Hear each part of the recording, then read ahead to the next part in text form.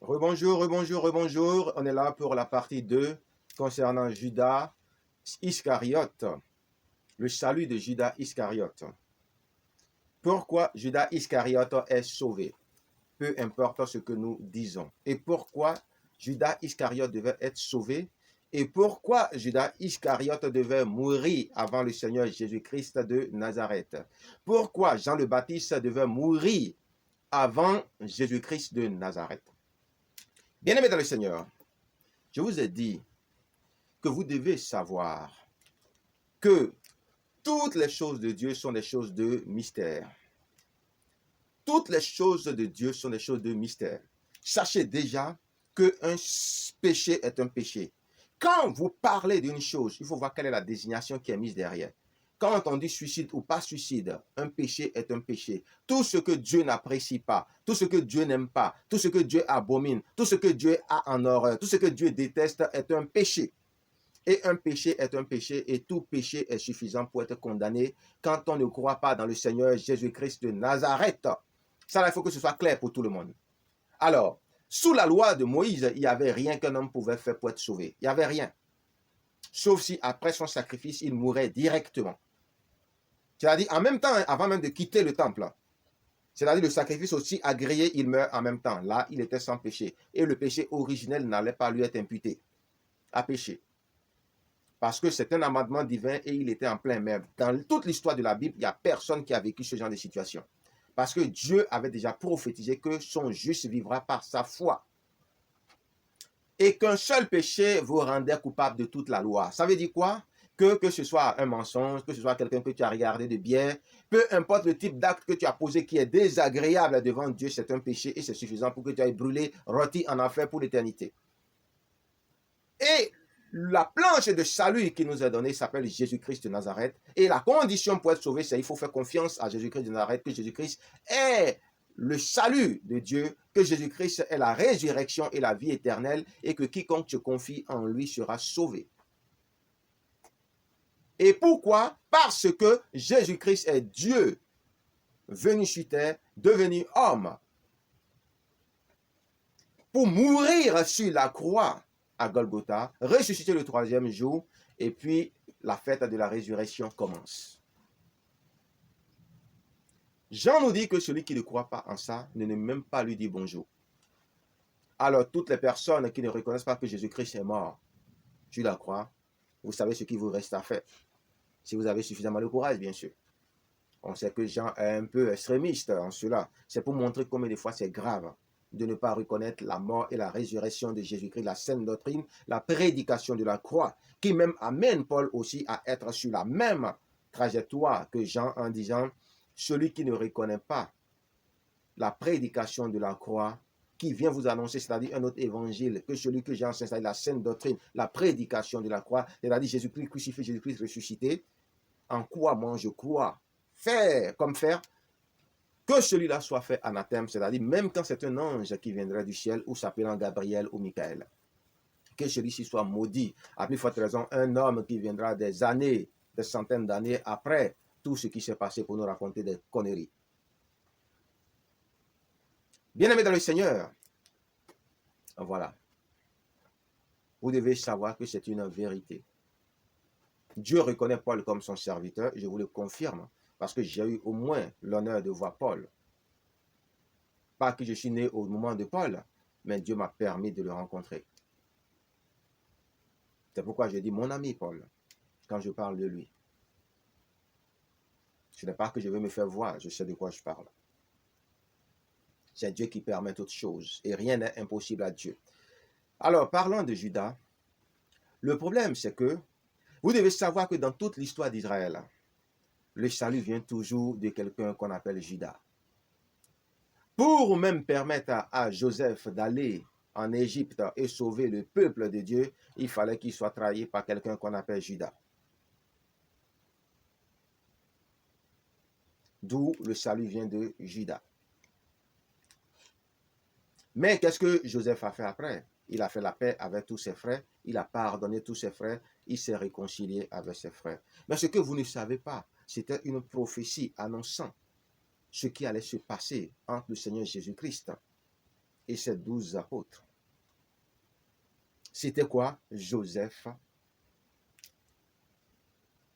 Devant qui quoi? Combien de personnes s'étaient inclinées?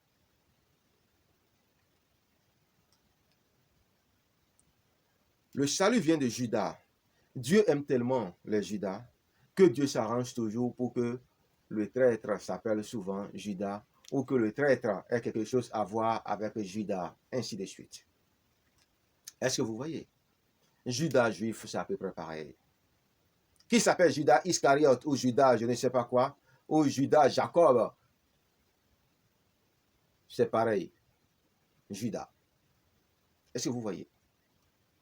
Donc, ici, ce que vous devez comprendre, tout était déjà prévisible. Le salut de l'humanité, il fallait choisir quelqu'un. Et il a plu à Dieu de choisir Judas, parce que les Judas font très bien le boulot, de choisir Judas pour faire toujours le boulot. C'est Judas qui fait toujours le sale boulot, ne sachant pas qu'il est en train de faire ce que Dieu attend de lui.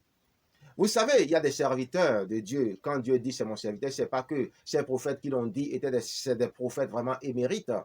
Ça allait nous donner la chair de poule. Quand on voit Ésaïe dire par exemple que Dieu dit que Nebuchadnezzar est son serviteur, mais cet idolâtre invétéré, vous voyez.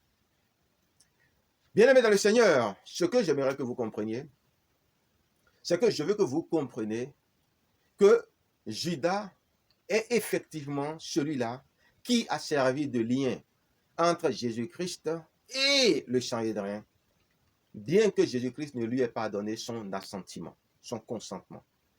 Mais Judas pensait faire une bonne chose. Ne sachant même pas que Jésus le voyait faire ce qu'il était en train de faire, pensait mettre Jésus devant ce qu'on appelle le fait accompli. C'est pourquoi Jésus dit celui qui me livrera. Il n'a pas dit celui qui me trahira. C'est-à-dire celui qui va me mettre en contact avec mes bourreaux. Parmi vous, dans le choix et le plan de Dieu,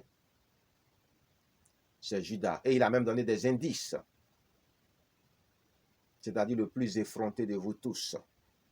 Celui qui va oser mettre son pain après moi. Est-ce que vous voyez, bien aimé? Parce qu'il faut être culotté pour une telle chose. Il faut être audacieux pour oser faire une telle chose. Vous voyez? Mais les assurances que Judas a eues et tout ce que Jésus-Christ lui a dit, ça ne l'a pas découragé de faire ce qu'il devait faire. Pourquoi? Parce que c'est depuis qu'ils ont été établis qu'ils cherchaient ce genre de rencontre. Pour qu'ils puissent être reposés, pour qu'ils puissent avoir du repos, pour qu'ils puissent maintenant commencer par se comporter comme les ministres du roi et non des apôtres renégats. Vous voyez? Qui ont même du mal à se nourrir. Mais, Jésus leur disait toujours non, Jésus-Christ disait non, vous ne savez pas ce que vous dites. Jusqu'à ce que l'heure de Dieu arrive. Jésus-Christ même leur a dit, bien, vous me voyez toutefois dans le temple, j'étais là, j'étais au milieu de vous, j'étais partout. Mais est-ce que vous avez été capable de me toucher? Non, c'est parce que l'heure de Dieu est arrivée. Donc, Jésus, en disant ce genre de choses, dédouanait Judas, ne le regardant pas comme un traître, ne disant pas, vous avez la chance, c'est parce que le traître qui est au milieu de moi m'a trahi. Jésus n'a jamais dit une telle chose. Quand même Judas est arrivé, Jésus l'a laissé lui donner le baiser. Et Jésus n'a jamais parlé de Judas quand il était dans son procès. Il a seulement dit, cette heure est à vous, cette heure est au diable. Si vous me voyez devant vous, c'est parce que c'est la volonté de Dieu qu'il en soit ainsi. Alors comment on peut appeler la volonté de Dieu une trahison, bien-aimé? Comment on peut appeler la volonté de Dieu une trahison? Jésus dit c'est la volonté de Dieu. Et vous vous dites que c'est une trahison. Il n'y a pas de contradiction? Il y a une grande contradiction. Donc faites attention au mot livré et ne regardez ça pas comme une traîtrise. Et si les apôtres ont regardé ça comme une traîtrise, c'est parce que selon les Juifs, un acte comme ça est toujours regardé comme une traîtrise, alors que Dieu va leur dire, n'appelez pas trahison ce que ce peuple appelle trahison. N'appelez pas traîtrise ce que ce peuple appelle traîtrise. N'appelez pas livraison ce que ce peuple appelle livraison. Parce qu'ils ont le don de trafiquer tout et de travestir le sens des choses. Est-ce que vous voyez, bien aimé? N'appelez pas blasphème ce que ce peuple appelle blasphème. N'appelez pas profanation ce que ce peuple appelle profanation. Vous voyez, bien-aimés, faisons attention. Jésus-Christ n'en a jamais voulu à Judas. Il savait qu'il allait pour mourir, il savait qu'il fallait qu'il soit livré, mis en contact, c'est-à-dire mis en contact avec ses bourreaux pour que le processus du salut commence. Et même dans le jardin de Gethsémane, il sentait c'est-à-dire leur approcher. Et il savait que seul Dieu pouvait empêcher cela. Pas Judas, mais Dieu. Parce qu'il a prié jusqu'à sa sueur s'est transformée en sang. Et il a dit quoi? Père, est-il possible que cette coupe s'éloigne de moi? Et après, il a dit, qu'il me soit fait selon ta volonté et non la volonté de Judas. Il n'a pas dit et non la volonté de Judas. Il dit qu'il me soit fait selon ta volonté et non ma volonté. Donc Judas n'était rien dans cette affaire. Judas n'était rien d'autre qu'un pantin. Judas n'était rien d'autre que le décor ou l'envers du décor, que le décorateur. Est-ce que vous voyez? Mais comment celui qui allait poser cet acte allait finir? Jésus l'a aussi prophétisé. Il vaudrait bien mieux pour lui qu'il ne soit pas né. Pourquoi? Parce que dans tous les cas, il va retourner à la terre. Comme si son séjour sur la terre n'avait finalement servi à rien du tout. Et c'est ce qui s'est passé. Quand Judas s'est rendu compte que l'acte qu'il a posé selon tous ses calculs et selon toutes ses connaissances intellectuelles n'a pas abouti au résultat escompté et pire, a servi à même encore le disgracier plus. Voyant qu'il a condamné à une mort certaine un innocent, puisqu'il a été clairement notifié qu'il allait mourir, sans autre forme de procès, alors là, Judas n'en pouvait plus de regarder ses autres frères apôtres, l'accuser de traîtrise comme ils l'ont fait malgré qu'il n'était pas là, et ne cherchant même plus à le sentir, ou bien même que Pierre lui-même, il a renié le Seigneur Jésus-Christ, il a préféré se pendre, chose que je ne conseille même pas à mon pire ennemi. Vous voyez, l'histoire de Judas nous montre en réalité que peu importe ce qui se passe dans notre vie, le suicide ne doit pas être la solution. Parce que Pierre n'a pas choisi cette option après avoir trahi Jésus-Christ. Et nous avons vu la bonté de Dieu se manifester dans la vie de Pierre. Et c'est pour cela que le suicide n'est pas une option. Mais dans le cas de Judas, il fallait que Judas meure. Dans tous les cas, Judas allait mourir. Même si Judas ne s'était pas suicidé, Judas allait mourir. Quelqu'un allait le tuer ou le poignarder. Même parmi les apôtres, là, quelqu'un allait le faire. Ou peut-être même eux tous même, ils allaient le poignarder ensemble. Et n'allaient avoir aucun remords, même le lapider. Ils allaient le faire.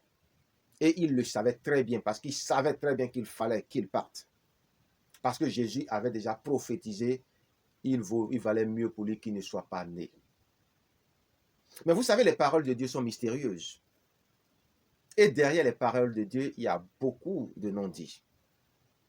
C'est pourquoi faisons attention quand nous les citons et que nous voulons essayer de les interpréter. Vous savez que sur la terre, avant que Jésus-Christ ne vienne, puisque je vous ai déjà démontré que suicide ou pas suicide sous la loi de Moïse, vous allez en enfer. Donc, Judas étant mort sous la loi de Moïse, qui se fait suicider ou pas, ça ne changeait rien du tout. Il allait aller brûler en enfer dans tous les cas. Comme tous les autres serviteurs de Dieu qui ont exercé le ministère avant lui, qui ont été oints avant lui, les David, les Saül, les Moïse, non, tout ça là, Moïse non, pour lui c'est une autre affaire. Tous ceux en tout cas qui sont dans le sein d'Abraham. La seule chose qui peut les sortir de là et de la condamnation éternelle, c'est l'acte, le sacrifice propitiatoire du Seigneur Jésus-Christ à la croix de Golgotha. C'est ça seul qui pouvait les sauver. Depuis Adam, depuis le sang d'Abel qui est en train de crier vengeance, il faut que le Seigneur Jésus-Christ vienne assouvir cette vengeance. Et vous savez que, selon le plan de toute éternité de Dieu le Père, il fallait que le plus grand des enfants nés de femmes soit le précurseur du Seigneur Jésus-Christ de Nazareth, aille annoncer à l'humanité, aux hommes, que le Sauveur arrive. Jean-Baptiste est venu sur la terre. Jean-Baptiste a annoncé que Jésus, le Sauveur de l'humanité, arrive. L'agneau de Dieu qui ôte le péché de la multitude, le péché du monde, de l'humanité tout entière. Le voilà. Il arrive d'abord et puis après il l'a présenté, le voilà. Et il a fini sa mission. Alors, qu'est-ce que Jean-Baptiste va faire? Jean-Baptiste va jouer à la provocation avec Hérode. Il va être condamné en prison. Et Hérode va tout faire pour vouloir libérer Jean-Baptiste. Et Dieu va tout faire pour corser les choses de telle façon que la tête de Jean-Baptiste va être demandée sur un plateau par le mystère de Dieu. Jean-Baptiste mort, qu'est-ce qu'il fait? Il va dans le séjour des morts évangéliser la venue prochaine du Dieu de gloire, du Dieu grand, fort, redoutable dans les combats, le Seigneur de gloire, je vais nommer Jésus-Christ de Nazareth, qui arrive, qui est déjà sur la terre, qui est en train de mener le combat le plus redoutable pour sauver l'humanité, enlever l'humanité des griffes du diable et donner aux hommes le pouvoir de marcher impunément sur toute la puissance des ténèbres, les écraser, les écrabouiller.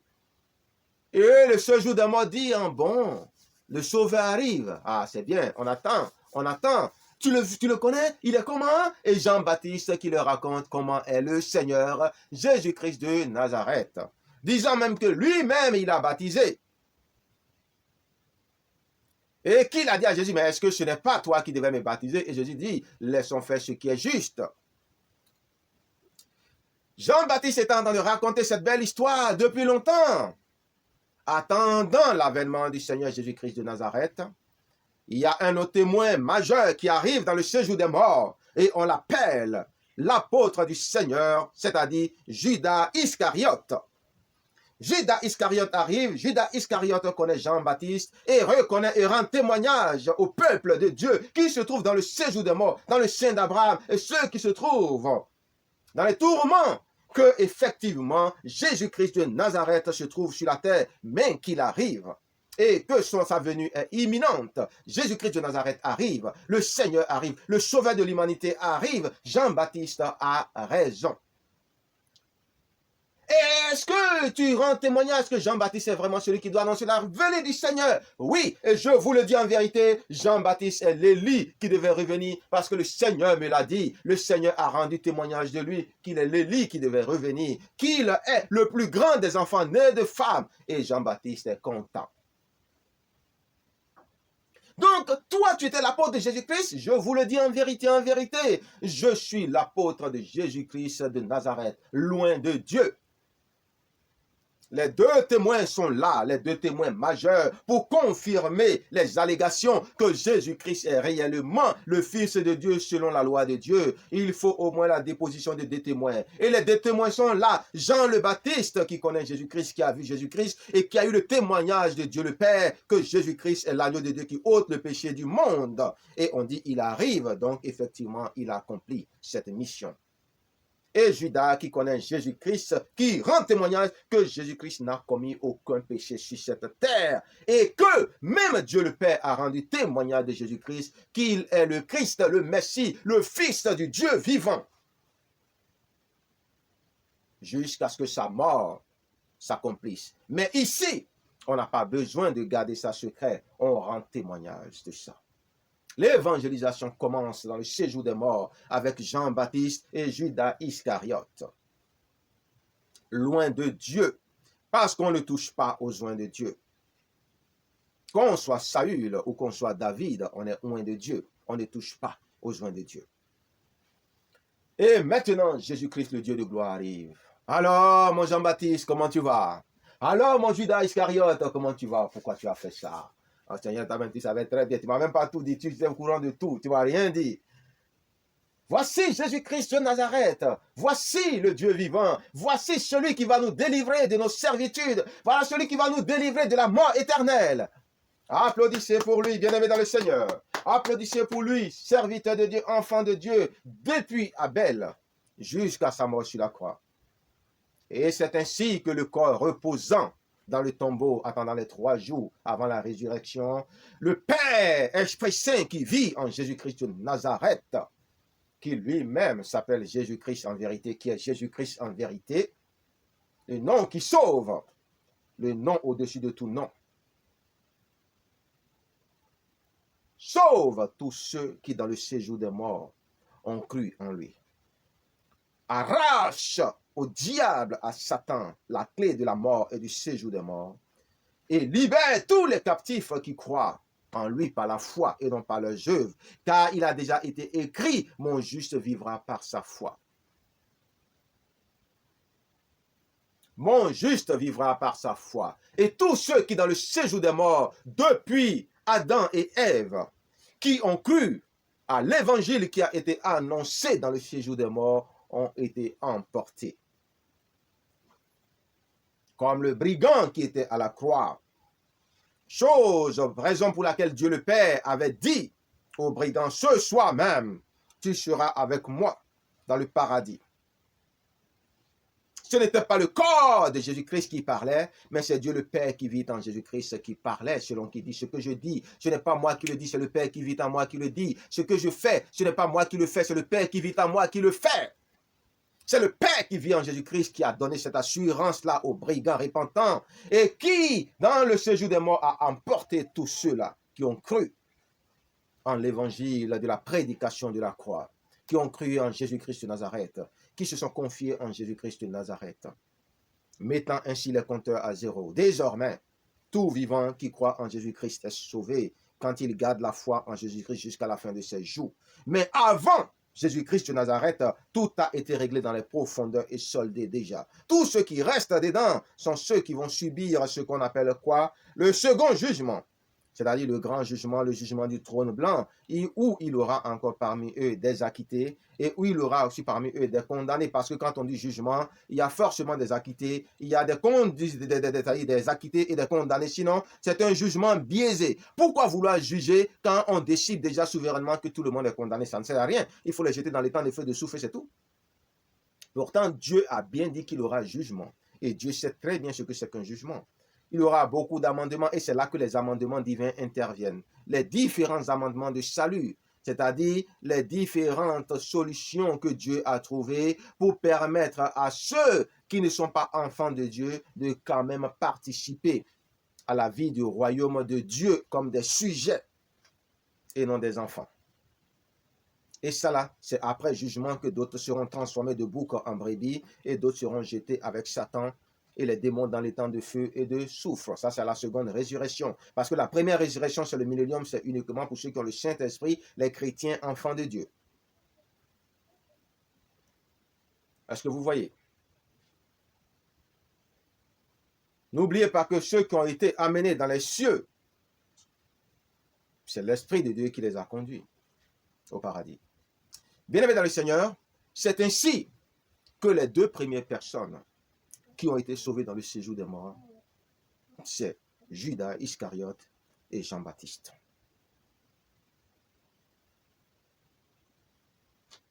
Parce que Judas est mort avant que Jésus n'aille dans les profondeurs pour évangéliser à ceux-là, les pécheurs qui sont dans le séjour des morts, pour pouvoir ramener au paradis tous ceux qui croient en l'évangile de la croix, à la prédication de la croix, à la sainte doctrine, en Jésus-Christ de Nazareth. Vous voyez, si même Judas n'était pas un loin de Dieu, par le fait seulement qu'il est dans le séjour des morts, alors que de son vivant, il reconnaît déjà que Jésus est un saint et que Jésus n'a commis aucun péché, ce témoignage public était suffisant déjà pour savoir qu'il fera partie des premiers, comme le brigand sur la croix, à reconnaître la même chose, qui lui a valu son salut. Est-ce que vous voyez? À plus forte raison, un loin de Dieu. Un loin, c'est un loin, parce que la parole de Dieu ne revient point à lui sans effet. Et loin de Dieu, c'est quelqu'un qui est souverainement sauvé par Dieu, indépendamment de sa volonté. Vous voyez, bien-aimés? Donc, même si le salut était un péché, c'est-à-dire le suicide était un péché, dans les profondeurs, il y avait l'évangile qui était encore annoncé, et Judas étant mort sous la loi de Moïse, il allait passer aussi par l'évangile de Jésus-Christ, et il allait faire un choix. Et on sait tous le choix qu'il allait faire, parce que dès qu'il allait voir le Seigneur, il allait se jeter à son pied repentant, et heureux de le voir. Et vous connaissez l'amour de Dieu. Même sur cette terre, moi je vois beaucoup de chrétiens, beaucoup de serviteurs de Dieu parler de Dieu. Je me demande, est-ce que ceux-là, ils ne sont pas en train de manifester les méchancetés de leur tribu, ou les méchancetés de leur ethnie, ou les profondeurs, les noirceurs de leur cœur, qu'ils appellent parole de Dieu. Parce que je vous assure, l'amour de Dieu est incompréhensible, c'est trop profond. C'est trop profond. Même ce que, quand on lit la Bible, on peut penser que Dieu ne fera pas.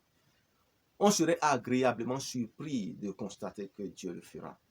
Pour vraiment, vraiment ne pas être épargné du feu éternel, il faut vraiment être foncièrement mauvais. Je dis bien foncièrement mauvais. De telle façon que toi-même, tu vas souverainement préférer brûler en enfer à cause de ta méchanceté. Dieu est trop bon, bien-aimé. Dieu est trop bon. Regardez. Il n'a même pas déchu, rétrogradé Pierre. Quelqu'un qui l'a trahi publiquement. Et c'est lui qu'il met à la tête comme ministre non conventionnel. C'est à lui qu'il permet de manifester sa puissance jusqu'à permettre des résurrections à travers lui. Vous voyez? C'est lui qui l'envoie chez Corneille. C'est à lui qu'il demande d'être le pasteur des autres apôtres. Vous vous rendez compte? Père, mes brebis, parlant déjà des autres apôtres. Affermis tes frères. Affermis tes frères. Vous vous rendez compte? Waouh! Quel amour! Quel amour! Quel énorme amour! Quel amour incompréhensible. C'est pourquoi on ne peut pas comprendre Dieu. Quand on ne comprend pas l'amour de Dieu, on ne peut pas comprendre Dieu lui-même. Il y a des gens, vous les voyez en train de parler. Vous dites, ah, tout ce qu'il dit là, c'est vrai, c'est biblique. Mais il est aussi écrit. Il est écrit, mais il est aussi écrit. Jésus l'a dit, il est écrit, mais il est aussi écrit.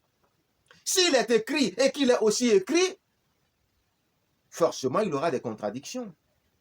Traite quelqu'un selon sa folie, ne traite pas quelqu'un selon sa folie. Mets Dieu à l'épreuve, ne mets pas Dieu à l'épreuve. Il est écrit, mais il est aussi écrit dans la même Bible. Et c'est pour ça qu'il faut faire preuve d'indulgence. Toutes les personnes qui prennent la Bible pour attaquer les gens, mais les personnes qui sont attaquées aussi prennent la même Bible pour se défendre. Dieu dit, même si le coupable se défend, ce n'est pas l'innocent qui ne va pas se défendre. Il est écrit, mais il est aussi écrit. C'est pourquoi vous ne pouvez jamais réellement savoir ce que Dieu fera. Quand même vous voyez des gens faire des choses qui, selon les standards de la Bible, méritent que ces personnes-là aillent 3 fois rôties en enfer.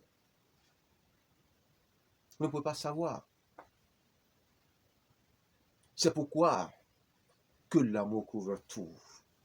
Que l'amour couvre tout. Que l'amour couvre tout. Que l'amour couvre tout au nom tout-puissant de Jésus-Christ. Aimons sans cesse. Il n'est pas interdit de dire ce que nous pensons de ce que les autres font. Mais calm down, calm down, calm down, calm down, calm down. Faisons attention. Quand il s'agit de commencer par dégainer les condamnations, faisons attention. Parce que les manières de fonctionner de Dieu sont complexes. Faisons attention. J'en sais quelque chose parce que j'ai vécu des choses qui ont donné à Dieu, voyant tout ce que je ruminais en moi à cause de son inaction, de me dire, pour me délivrer de tout ce que je pensais de ce qu'il devait faire et qu'il n'a pas fait. Tu ne me connais pas. Et tu ne peux pas me connaître. Je suis lumière, la lumière des lumières. Tu ne peux pas saisir la lumière des lumières. Je suis le feu des feux. Tu ne peux pas saisir le feu des feux. Je ne peux pas le connaître, je ne peux pas le comprendre. Mais j'ai pu comprendre que je ne le connaîtrai pas parce que son amour est énorme, est au-dessus de tout ce que je peux entendre. Et c'est parce que l'amour de Dieu est au-dessus de tout ce qu'on peut voir, tout ce qu'on peut concevoir, tout ce qu'on peut entendre, tout ce que notre intelligence humaine peut saisir, qu'avant de condamner, Réfléchissons d'abord 7 fois, 77 fois. Avant de décider de qui ira rôtir en affaires, réfléchissons 7 fois, 77 fois. Avant de dire qui est serviteur, qui n'est pas serviteur, qui est faux serviteur et qui est mauvais serviteur, réfléchissons 7 fois, 77 fois d'abord. Parce que c'est trop sérieux, bien-aimé dans le Seigneur. Judas n'est pas perdu. Judas est fils de la perdition, en ce sens que Judas est mort physiquement et n'est pas resté sur la terre comme les autres apôtres. C'est ce que le Seigneur Jésus-Christ voulait dire quand il rendait témoignage de son bilan à Dieu le Père, selon les plans de Dieu. Et c'est en cela que Jésus-Christ n'a pas péché. Et c'est en cela que Jésus-Christ n'a pas mal exercé son ministère. C'est-à-dire, les choses se sont passées comme Dieu a prévu qu'elles devaient se passer. Sinon, Jésus-Christ aurait commis une faute administrative ou une faute ministérielle en faisant perdre une brebis du Seigneur qui ne devait pas être perdue. Alors qu'il a dit qu'il est le bon berger et que il est capable de laisser 99 brebis et aller chercher la seule brebis égarée. C'est ce qu'il a fait quand il est allé dans le séjour des morts. Il est allé chercher la seule brebis qui restait quand il a laissé les 99 et il est parti la chercher avec les autres. Parce que Dieu lui a donné la certitude qu'aucune de ses brebis ne sera perdue. Que personne ne pourra lui ravir une seule de ses brebis. Et bien aimé, je vous annonce aujourd'hui que l'ennemi n'a jamais été capable et ne sera jamais capable de ravir la moindre brebis du Seigneur Jésus-Christ de Nazareth. Soyez bénis, que Dieu ouvre votre intelligence et vous permette de comprendre ces choses. Toutefois, ça n'a pas réellement d'importance tout ça. Parce que ce qui est important, c'est la prédication de la croix. C'est un point de vue parmi tant d'autres points de vue. C'est une révélation parmi tant d'autres révélations. C'est tout. Le plus important, c'est faire confiance en Jésus-Christ de Nazareth. Croire dur comme fer que Jésus-Christ de Nazareth est le sauveur, le salut de l'humanité. Parce que c'est quand une âme est sauvée qu'il y a fête dans les cieux. Le plus important, c'est de croire que quand vous faites confiance en Jésus-Christ de Nazareth et que vous ne renoncez pas à cette confiance jusqu'à la fin, vous êtes sauvés envers et contre tout. Que vous soyez conscient que vous êtes devenu enfant de Dieu ou pas.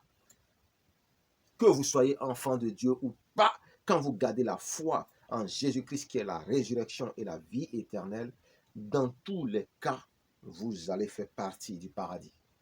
Vous allez passer votre éternité avec Jésus-Christ de Nazareth, peu importe le temps que ça va prendre. C'est ça la bonne nouvelle. Et c'est ça ce qui est important. Tout le reste, ce sont des digressions, des commentaires, des amusements de galerie. Soyez bénis et n'en faites pas un plat pour ça. Au nom tout-puissant de Jésus-Christ, c'était l'apôtre Guy Liby. Ciao et à la prochaine. Que Dieu soit avec vous et vous fortifie.